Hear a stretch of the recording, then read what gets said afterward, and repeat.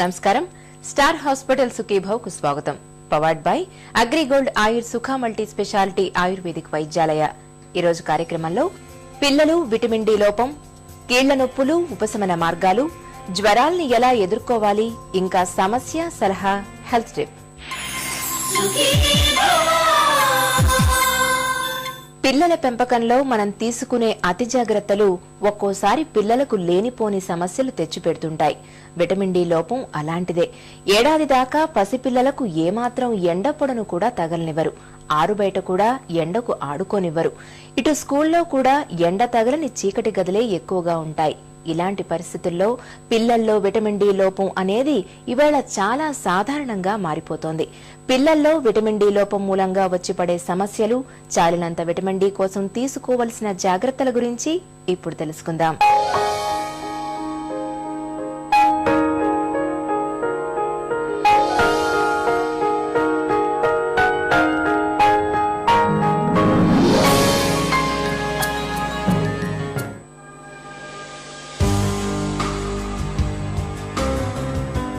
జీవితం వేగవంతమైంది.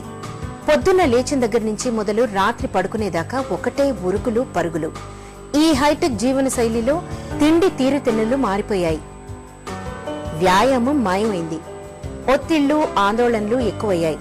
మొత్తంగా జీవితం గజిబిజిగా తయారైంది. వీటన్నింటికీ జతగా మరొక కొత్త సమస్య మొదలైంది. అదేమంటే విటమిన్ డి లోపం. నేడు దాదాపు 80% మందిలో విటమిన్ డి లోపం ఉందని వెల్లడైంది. దీంతో ఎముకలు త్వరగా అరిగిపోవడం, విరిగిపోవడం సంభవిస్తున్నాయని డాక్టర్లు చెప్తున్నారు.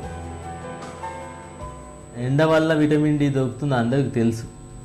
అయినా మనకు 80% మంది జనము ఈ మధ్య కాలంలో ఎక్కువ మట్టుకు పట్టణ ప్రాంతంలో నివసించే జనానికి 80% మందికి విటమిన్ డి లోపం ఉంది, డెఫిషియన్సీ ఉంది. దీనివల్ల వాళ్ళు ఎన్నెన్నో జబ్బులకు గురి అయి ఎముకల సాంద్రత తగ్గి వంకర టింకరగా ఉండడం, రికెట్స్ కావడం, అలాగే మలి దశలో తొందరగా ఎముకలు విరగడం, మధ్య వయస్కులకు కూడా ఈ మధ్యకాలంలో ఎముకలు ఎక్కువ విరగడం, వీటితో పాటు ఎక్కువ ఇన్ఫెక్షన్ రావడం, ఇన్ఫెక్షన్ కాకుండా లైఫ్ స్టైల్తో వచ్చే డిజీజెస్ అన్నీ కూడా ఎక్కువ కావడం, డయాబెటీస్ కానీ, హైపర్ టెన్షన్ కానీ ఇవన్నీ ఎక్కువ కావడం.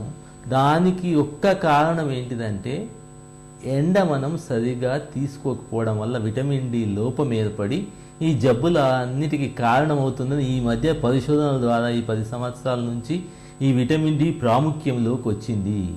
మనకు ఇంత మట్టుకు తెలిసింది, శాస్త్రీయతతో కూడింది. ఏమనుకున్నామంటే ఇది ఎముకలకు గట్టిపడడానికి, ఎముక తయారు కావడానికి, కాల్షియం లెవెల్ మెయింటైన్ కావడానికి చాలా అవసరము. ఇది లోపించడం వల్ల ఎముక బలం తగ్గిపోయి తొందరగా విరిగిపోతుంది, వంకర అవుతుంది అని మట్టుకే మనకు తెలుసు. ఇంత క్రితము ఒక 60-70 సంవత్సరాల క్రితం వరకు ఎవరికైతే దీర్ఘకాలిక జబ్బులు ఉన్నాయో వాళ్ళను ఎక్కువ ఎత్తు ప్రదేశాలకు తీసుకెళ్ళి అన్పొల్యూటెడ్గా, ఏమి కాలుష్యం లేని ప్రదేశంలో వాళ్లకు ఎండను శానిటోరియంస్ పెట్టినారు. టీవీ వచ్చిన వాళ్ళందరూ ఎండలు నిలబడి టీవీని తగ్గించుకున్న వాళ్ళు తండోపతండ ఎంతోమంది దాంతో బాగుపడ్డ వాళ్ళు ఉన్నారు. అందుకోసం టీవీ రాగానే శానిటోరియంలో వేసేవాళ్ళు. ఎందుకంటే అక్కడ ఉండడం వల్ల ఎత్తైన ప్రదేశంలో ఎండ మంచిగా దొరికి టీబీ క్రిములు నశించి టీబీ జబ్బు నుంచి బయటపడడానికి ఒక ప్రయత్నంగా చేసినారు. ఎందుకంటే అప్పుడు టీబీకి మందులు లేకుండానే కనుక. దాంతో పరిశోధన ద్వారా ఏం తెలిసిందంటే మనిషి ఇన్ఫెక్షన్ రాకుండా శరీరాన్ని కవచం మాదిరిగా విటమిన్ డి పనిచేస్తుందని ఈ మధ్యకాలంలో పరిశోధన ద్వారా తేలింది. పెన్సిలిన్ సర్వరోగ నివారణగా మనందరికీ పరిచయమే. అయితే నేడు విటమిన్ డిని కూడా డాక్టర్లు సర్వరోగ నివారణగా చెప్తున్నారు. శరీరంలో జీవక్రియలకు అవసరమైన సూక్ష్మ పోషకాలను సమృద్ధిగా వినియోగించుకోవాలంటే అందుకు విటమిన్ డి అవసరం చాలా ఎక్కువ.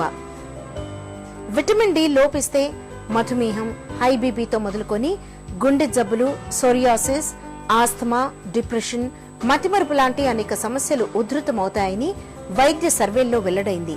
అందుకే నేడు డాక్టర్లంతా శరీరానికి కాస్త ఎండ తగిలేలా జాగ్రత్త పడండి అని సలహా ఇస్తున్నారు.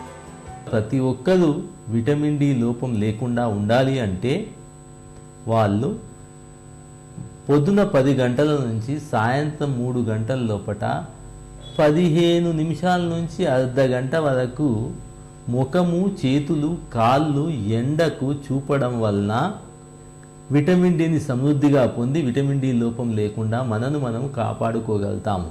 ఇంకో ఆల్టర్నేటివ్ ఏంటంటే విటమిన్ డి మాత్రలన్నా వేసుకోవాలి, లేకపోతే విటమిన్ డి ఫార్టిఫై చేసిన ఆహార పదార్థాలన్నా తినాలి. దీర్ఘకాలిక వ్యాధులు, ఇన్ఫెక్షన్లు, నిమోనియాలు, టీబీలు ఇటువంటి జబ్బులన్నిటి నుంచి కాపాడుకోవడానికి విటమిన్ డి చాలా ప్రాముఖ్యమైంది. కనుక విటమిన్ డి సరైన మోతాదులో ఆహారంలో కానీ, ఎండతో కానీ, మాత్రతో కానీ తీసుకునే విధంగా మనం ప్రయత్నం చేయాలి. సూర్యుడు భూమిపై ఉన్న సకల జీవరాశికి శక్తి ప్రదాత. కేవలం సూర్యరశ్మి ద్వారా మాత్రమే విటమిన్ డి లభిస్తుంది. కాబట్టి రోజులో ఎప్పుడో ఒకసారి కనీసం ఒక అరగంటకు తగ్గకుండా సూర్యరశ్మి మన శరీరానికి సోకేలా చూసుకోవాలని డాక్టర్లు చెప్తున్నారు.